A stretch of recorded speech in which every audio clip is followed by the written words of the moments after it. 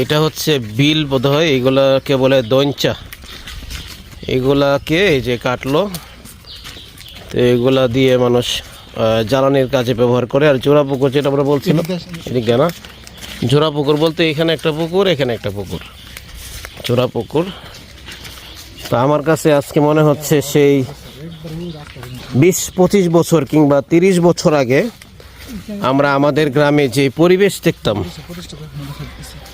তো সেই রকম একটা পরিবেশ আমরা এখানে দেখতে পাচ্ছি, যে গাছ গাছালিতে ভরপুর, প্রাকৃতিক সৌন্দর্যে ভরা এই সুন্দর এলাকা।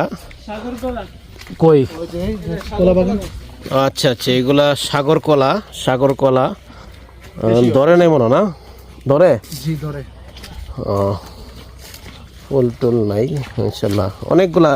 অনেক গাছগাছালি, অর্থাৎ প্রাকৃতিক সম্পদে ভরপুর। এগুলা কি মাদ্রাসার সম্পদ? জি, সব মাদ্রাসা, একটা রাস্তা পর্যন্ত আছে, ওইদিকে আর আছে, এগুলো মাদ্রাসা, সব মাদ্রাসার। জি, ওই যে পার দিয়ে হবে এরিয়া, এগুলো মাদ্রাসা, এটা সব মাদ্রাসা। এগুলো এটা কি এক ব্যক্তি দান করছে? জি, এক ব্যক্তি দান করছে। আসলে আল্লাহ পাক যে কখন কার হৃদয়কে হ্যাঁ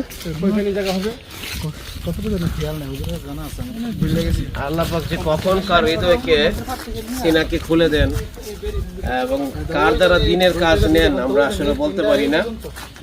তো এই মাদ্রাসার এই সম্পদগুলো একজন ব্যক্তি, যিনি দাতা, এই মাদ্রাসার প্রতিষ্ঠাতা, উনি দান করেছেন।